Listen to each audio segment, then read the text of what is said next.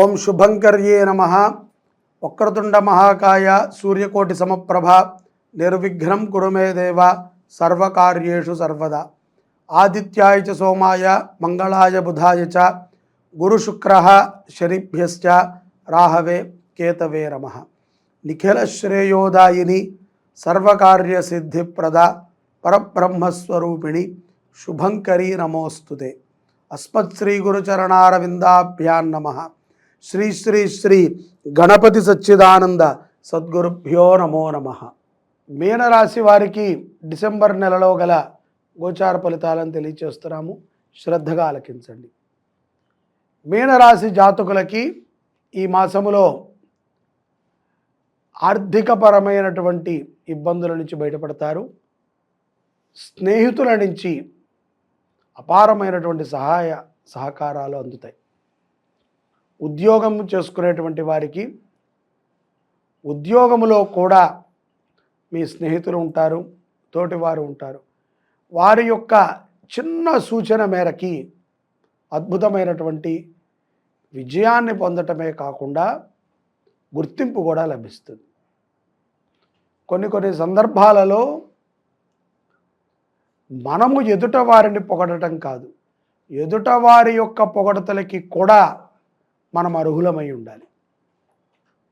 ఎంతసేపు కూడా మనం పొగిడితే పొగిడించుకునేటువంటి వారే ఈ సమాజంలో ఉన్నారు. మనం కూడా దానిని ఆశిస్తాం. చాలామంది చెప్తూ ఉంటారు కదా, ఎక్కడా మా పేరు వద్దండి అని. అదే పొరపాటున ఎక్కడైనా వాళ్ళ పేరు రాస్తే పేరు తప్పు రాశారండి అంటారు. అదే మాట వాళ్ళే అంటారు మళ్ళీ. కాబట్టి సమాజంలో మనం బ్రతికే విధానం బట్టి పరమాత్మ మనకి అటువంటి స్నేహితులని పరిచయం చేస్తాడు. మీనరాశి జాతకులు చక్కటి సద్భావనతో ఉంటే స్త్రీ పురుషులు ఎవరైనా సరే అటువంటి వారే పరిచయం అవుతారు. ముఖ్యంగా ఎదుట వారిని పలకరించేటప్పుడు కొంత ప్రేమతో ఆప్యాయతతో పలకరించండి. అహంకారం వలదు. చాలామందికి ఒక రకమైనటువంటి అహంకారం ఉంటుంది. నేనేంటి పలకరించేది, నేనేంటి వాళ్ళని చూసేది అని. కాబట్టి అహంకారము ఉండకూడదు. అలాగే ఆప్తులని, మిత్రులని, ముఖ్యంగా కుటుంబ సభ్యులని, ఎవరైనా సరే కొంతకాలం వరకే ఉంటారు, కానీ కుటుంబం మనం ఉన్నంతకాలము మనతో ఉంటుంది. మేనత్తలు కానీ, మేనమామలు కానీ, బాబాయిలు, పిన్నులు, అలాగే బావలు, మరదళ్ళు, అక్క చెల్లెళ్ళు, అన్నదమ్ములు, వీళ్ళందరూ కూడా మన జీవనం ఉన్నంతకాలము ఉంటారు. మిత్రులు వాళ్ళు దూరంగా వెళ్ళిపోవచ్చు, కానీ వాళ్ళకి మనం కొన్ని షేర్ చేసుకోలేకపోవచ్చు. మిత్రులు మారుతూ ఉంటారు. కొంతమందికి ఉంటారు ఆప్తమిత్రులు, వాళ్ళతో అన్నీ మాట్లాడుతూ ఉంటారు. అలా ఉంటే పర్వాలేదు, కానీ వాళ్ళనే బేస్ చేసుకొని మనం ఉంటాం.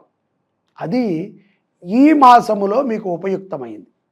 ఆ మిత్రుల ద్వారా, సోదరుల ద్వారా మీరు విశేషమైనటువంటి ఫలితాలని పొందబోతున్నారు. విద్యార్థులు కూడా చక్కటి విద్యాభ్యాసం మీద శ్రద్ధ పెట్టి చదవటం జరుగుతుంది. ఉత్తీర్ణమైనటువంటి స్థితికి చేరుకుంటారు. అలాగే స్త్రీలు మీరు కూడా ఏదైనా ఒక చిన్నపాటి వ్యాపారం ప్రారంభిద్దామా, చిట్టీలు వేద్దామా, లేకపోతే ఇంకేదైనా చేద్దామా, 10 మందితో కలిసి మమేకమై ఏదైనా చేసేటువంటి కార్యానికి శ్రీకారం చుట్టడం గమనించవచ్చు. విదేశాలలో ఉన్నటువంటి మీనరాశి జాతకులు కొంత స్వదేశం మీద పెట్టుబడి పెట్టడం చూడవచ్చు. వాళ్ళ యొక్క కళలు కొన్ని సహకారము చేసుకునేటువంటి మాసము డిసెంబర్ మాసము మీనరాశి వారికి. అలాగే ఖరీదైనటువంటి వస్తువుల మీద శ్రద్ధ కూడా అవసరం. చేజారిపోవటమో, పోవటమో, మన వస్తువులు ఎదుట వారికి ఇస్తే వారు అదిగో ఇస్తామని చెప్పి ఇవ్వకపోవటము, ఇలా ఏదో కొంత తర్జన భర్జన అవుతూ ఉంటారు. రాగద్వేషాలకి అతీతంగా ఉండండి. ఎదుట వారిని చూసి మనము ద్వేషించక్కర్లేదు. నచ్చిందా చూస్తాము, లేదా ముందుకు వెళ్ళటమే. దాని గురించి చర్చించి దాని గురించి గొడవపడి వద్దు. భార్యాభర్తల మధ్య కూడా సయోధ్య చాలా చక్కగా ఏర్పడుతుంది. వివాహం కానటువంటి మీనరాశి వారికి ఈ మాసంలో పౌర్ణమి తర్వాత వివాహ గడియలు చాలా చక్కగా ఉన్నాయి. యోగ్యమైనటువంటి సంబంధాలు వస్తాయి. డిసెంబర్ 15 తర్వాత పౌర్ణమి తర్వాత ఉద్యోగంలో స్థిరత్వం లేనటువంటి వారు కూడా స్థిరత్వాన్ని పొందగలుగుతారు మీనరాశి జాతకులు. అలాగే ఆర్థికపరమైనటువంటి కొన్ని చిక్కుముడులు పెడతాయి. న్యాయపరమైనటువంటి పోరాటాల యందు కూడా డిసెంబర్ మాసములో పౌర్ణమి తర్వాత సంతృప్తికరమైనటువంటి వర్తమానం అందుతుంది. కొన్ని సందర్భాలలో మనము పెట్టినది ఏది కూడా నష్టము జరగదు. మీరు కుటుంబంలో భార్యా పిల్లలతో, లేకపోతే భర్త గారు భార్యా పిల్లలతో, భార్య గారు భర్తతో, పిల్లలతో అన్యోన్యంగా ఉండాలి. ఎక్కడా దాపరికాలు ఉండకూడదు. ఏది ఉన్నా సరే స్పష్టంగా మాట్లాడుకుని నిర్దిష్టమైనటువంటి సమయానికి చేయాలి. తొందరపడి ఎవరికి పడితే వారికి మాటలు ఇచ్చేసి మాట నిలబెట్టుకోలేక తడబడకూడదు. ఆవేశపూరితమైనటువంటి నిర్ణయాలని కట్టుబెట్టండి ఈ పౌర్ణమి తర్వాత. గోమాత సకల దేవతా స్వరూపిణి. ప్రతిసారి చెప్తూనే వచ్చాను నేను, మీనరాశి జాతకులు గోవుని పోషించడం ద్వారా వంశము వృద్ధి. ఎవరికైతే సంతానము లేదో సంతానం పొందుతారు. ఏ సంతానమైతే గనక సక్రమమైనటువంటి మార్గము లేదో అది సక్రమైనటువంటి మార్గాన్ని పొందుతుంది. ఏ సంతానమైతే గనక ఉద్యోగము లేక ఇబ్బంది పడుతుందో వాళ్ళకి ఉద్యోగాలు వస్తాయి. ఏ సంతానమైతే కనుక వివాహము కాక ఇబ్బంది పడుతున్నారో వాళ్ళకి వివాహం అవుతుంది. జీవితములో అపనమ్మకాన్ని తొలగించుకొని విజయప్రదంగా మీనరాశి వారు వెళ్ళాలి అంటే గోవుని దత్తత తీసుకుని పోషించాలి. గోమాత అనుగ్రహాన్ని మీనరాశి వారు తప్పనిసరిగా పొందాలి. ఇది చాలా అవశ్యం.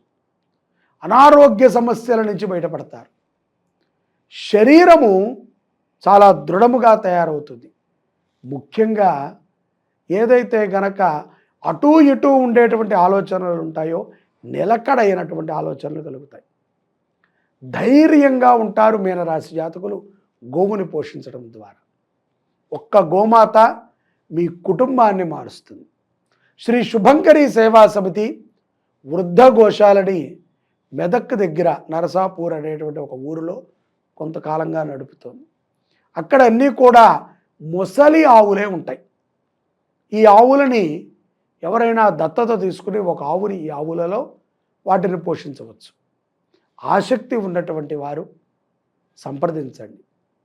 తప్పనిసరిగా ఒక ఆవుని దత్తత తీసుకుని 1 సంవత్సరమో 2 సంవత్సరాలు పోషించండి.